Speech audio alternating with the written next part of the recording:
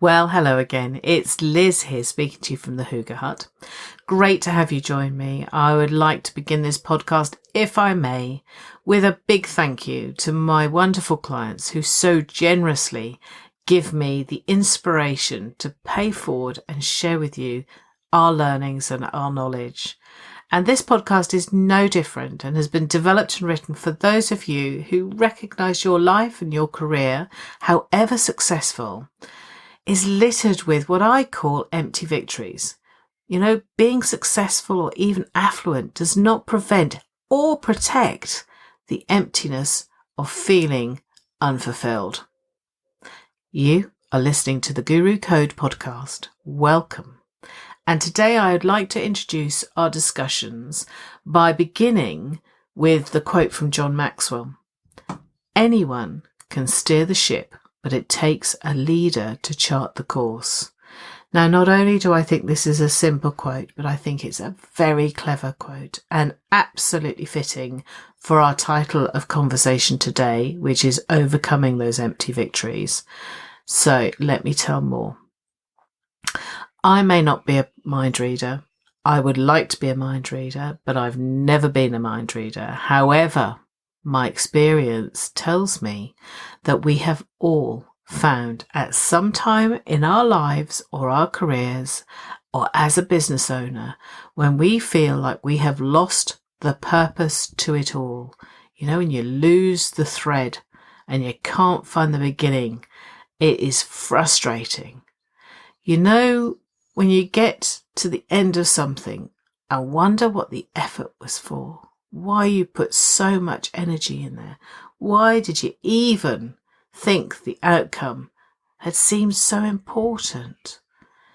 To realise, you know, when you lift your head and the world has moved on, taking the enthusiasm with it.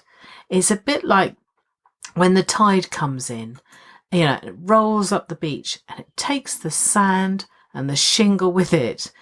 That is a bit of what we're talking about, those empty victories. Something just rolls in and takes it back away from you. And really, you're left with, I'll coin the phrase, the wet flannel.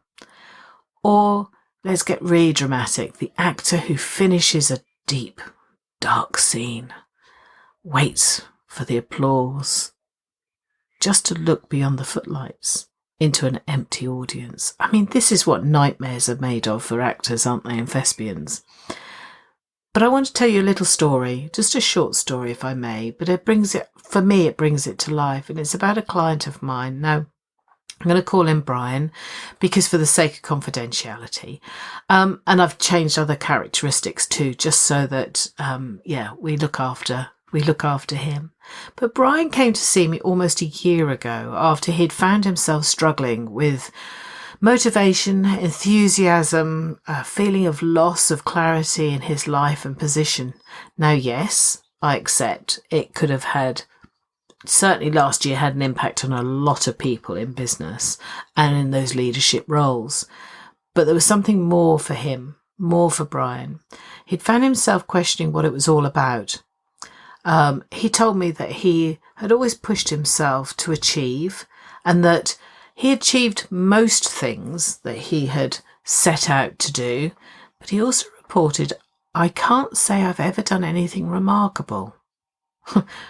Brian now found himself, and I mean found himself because that's how he described it, at CEO level of quite a successful web design company that he had started in his garden shed. You might have that thought that, you know, he'd be pleased with his illustrious career thus far. Now he's sitting in a bricks and mortar office with air conditioning and a team of staff. But he didn't. Instead, he explained he felt lost and uncertain about how he'd even achieved it. He spoke openly about feelings of being an imposter in his role. Brian's comments were, you know, things along the lines of, well, right place, right time, or it's all a matter of luck, really.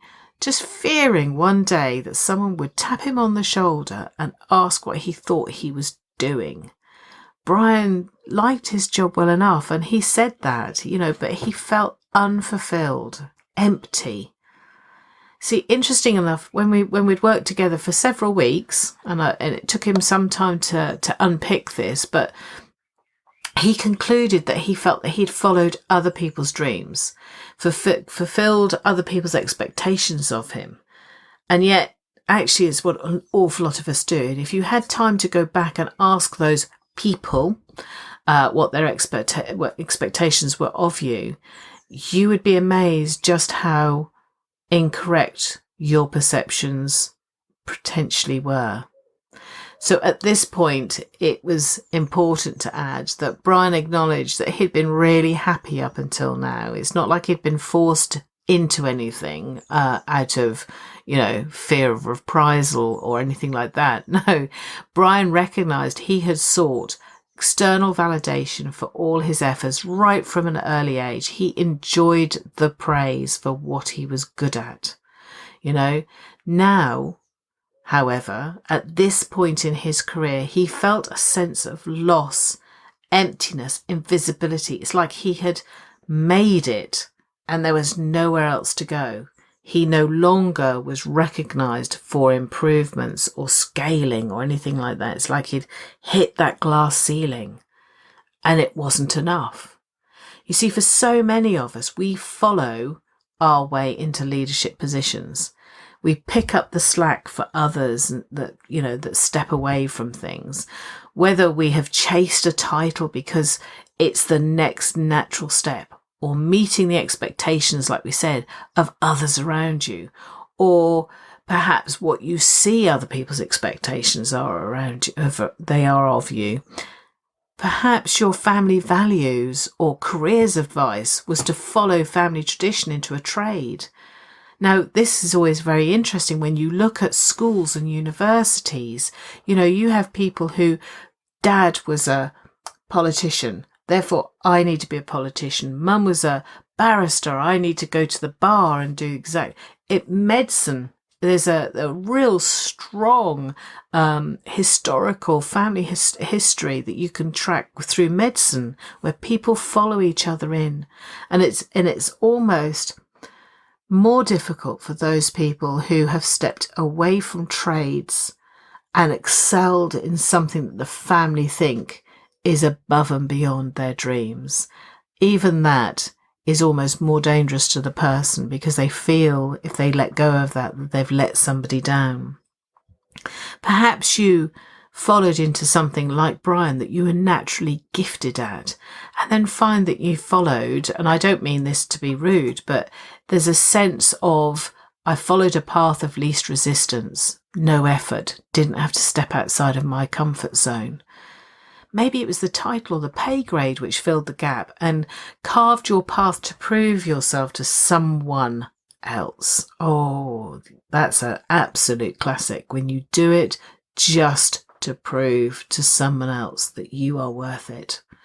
Perhaps you fell into a role and never really questioned it, whether there's even more out there that you could have done.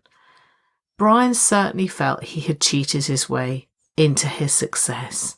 Maybe you have responsibility to hold on to security and certainty in a role.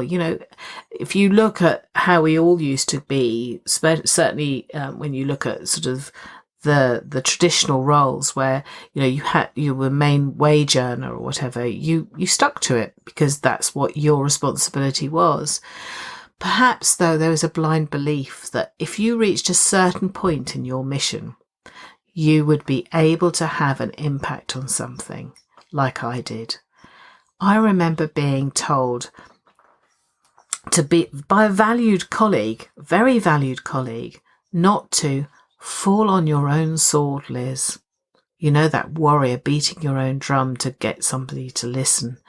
At the time, I don't think, in all honesty, I actually really understood what this warning meant.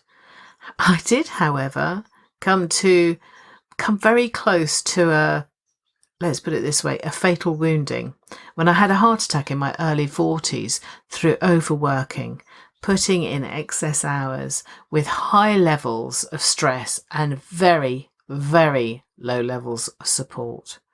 Now, do you know what? To rub salt in the wounds, when I was off sick, they pulled the project that had been so important and so critical and so crucial whilst I was on sick leave. Now that is an empty victory. Was that worth it? Whatever the history that has led you to this point, there is a common theme for us all. The missing element of conscious self-leadership. Doesn't matter how successful you have been, if you have forgotten to include yourself in the grand plan, personal success is only a fraction of what it could be with natural, conscious leadership. In other words, it is not over. You may only have just really started your success story. You see, if this resonates with you, then I have amazing good news. It is not too late to find yourself or your identity and meaning in what you are already doing. It sounds, and I do make it sound so simple, but if you're finding that you're at this crossroads, all right, this junction has appeared in your path, do not flip a coin and push on with what is familiar, but pause and study the map. These junctions come up for a reason. It is our responsibility to make sure that we are addressing all the opportunities as and when they arise and make that conscious choice. Now, I heard a lovely quote, and I accept that I can't remember, it certainly isn't mine, but there are two ways to live our lives. One is from memories. The other is from inspiration.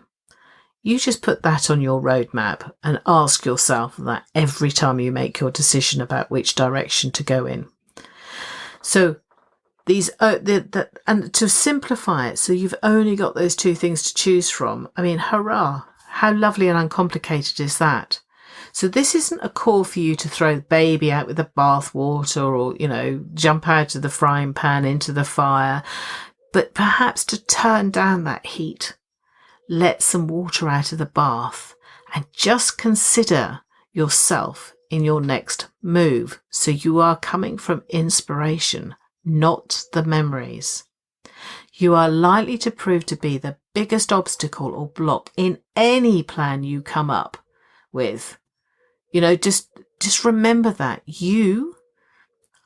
everything else is possible. You are only responsible for yourself, and you have full choice in this world.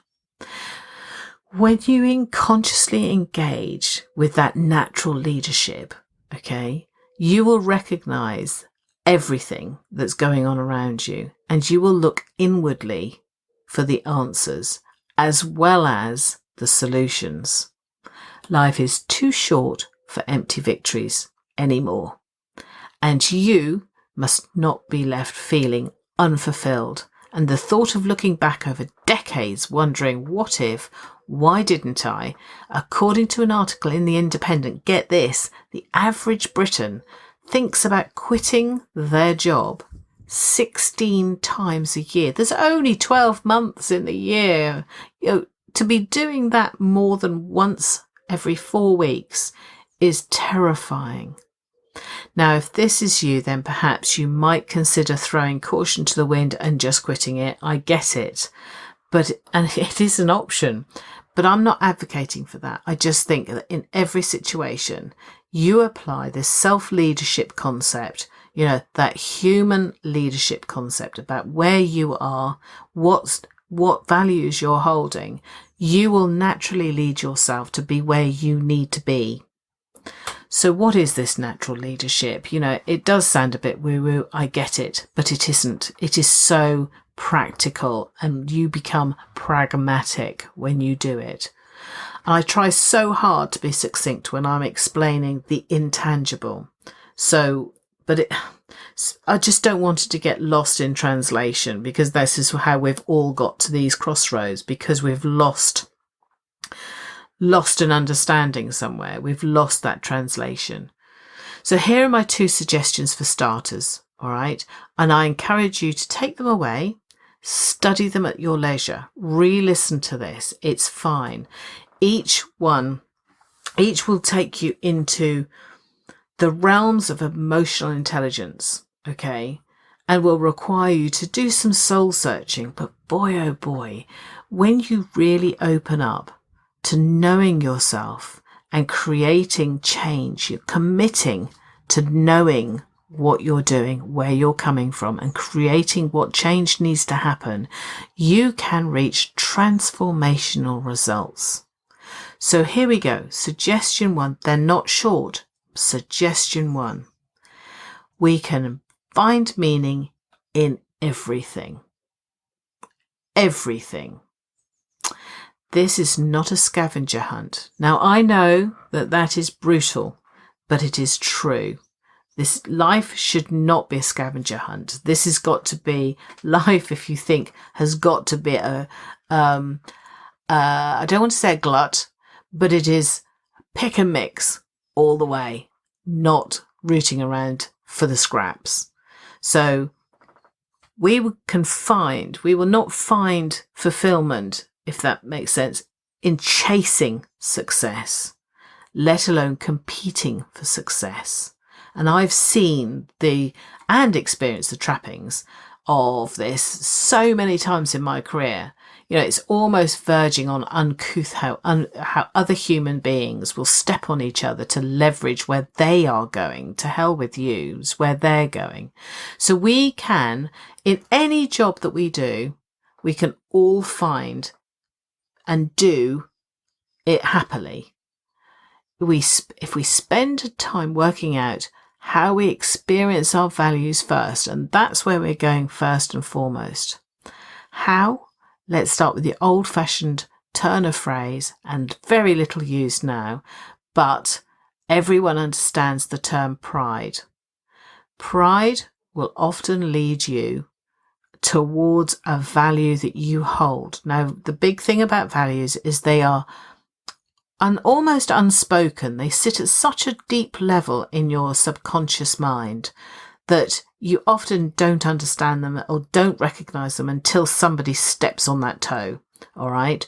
But if you take pride in something, you can often find the link to the deeper value. So, those things that give us huge pleasure when we step back from something and just feel good. There's no real word that really encapsulates what I'm talking about, but it's that sort of real feeling of good. I can't think of anything else to say to that one. But when we talk about a sense, it's an inner experience that only you know exists in that moment. And sometimes it does only last a moment, so capture it. But it is always present when we are doing or completing things which align with our values. Okay, and they leave us feeling fulfilled. That knowledge, that sense of good. So here we go. This is how we're going to do it.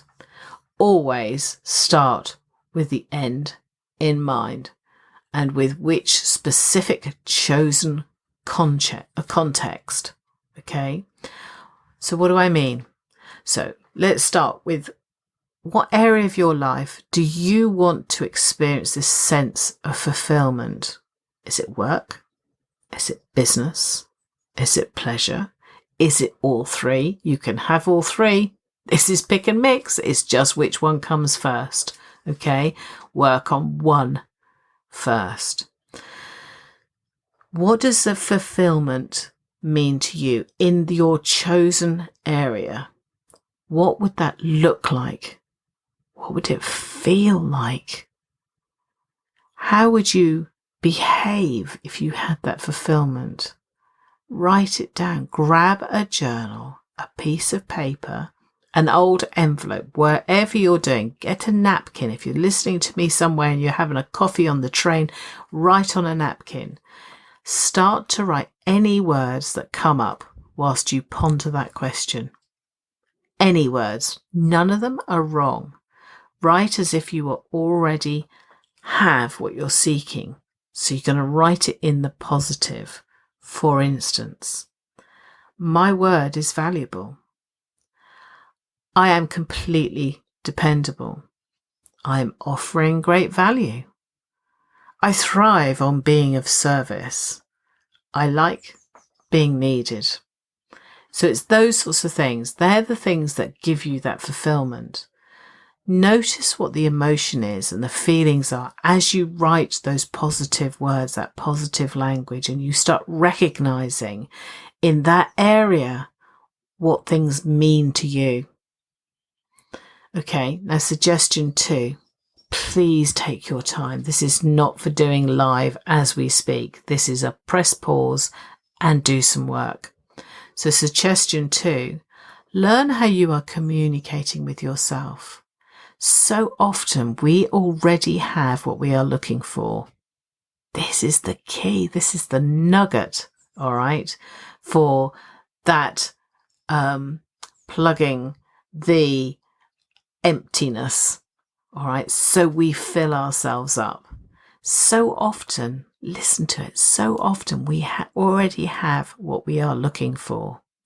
So what we're doing in suggestion 2 is increasing our self-awareness by listening openly, without challenge or criticism, to what the responses are to the feelings that you have noticed when we did suggestion 1.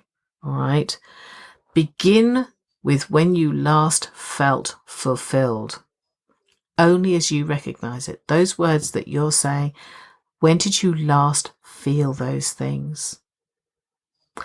How do you know or recognize this as fulfillment? We are searching now. We are searching for those values.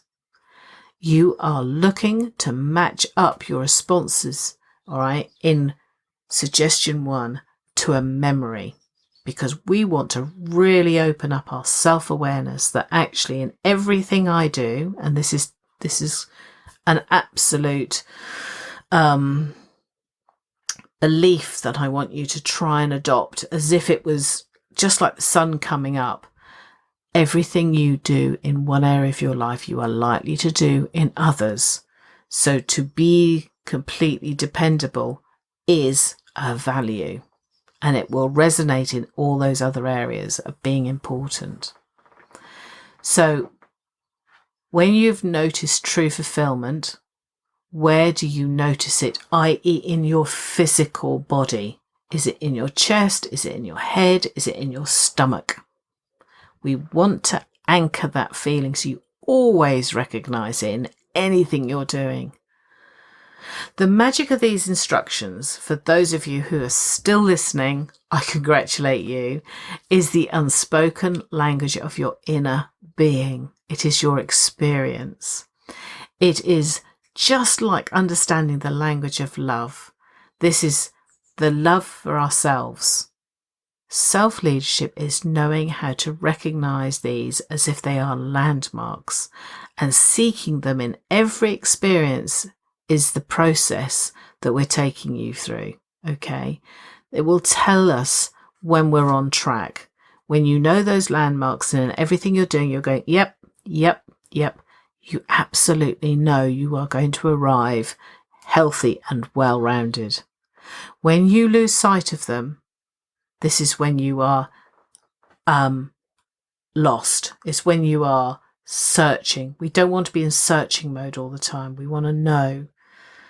Get those two things working together and you will lead yourself in any adventure. Above and beyond anything that you have ever set yourself to do, because you'll know you. You are the ones that you will spend the most time with, okay? The one person that we cannot run away from is ourselves. The one we cannot lie to, because we know. And we're the one that will never desert us, okay? Nothing. You can never leave yourself. You run, you come with you. So come on, let's get really honest about who we are. Learn about your potential for excellence. That's the crux of what we've just done. So I want to thank you very much for listening today. And if you'd like to share your thoughts and comments with me, as always, please do. I always appreciate receiving any emails and having the opportunity to connect with you. So it's liz@thegurucode.co.uk, or pop over to my website, www.thegurucode.co.uk, and book a clarity call. Let's really find out what we're doing and where we're going with this. Anyway, I wish you all a very happy day, and whenever you're listening to this, and I'll see you again. Thank you. Bye bye.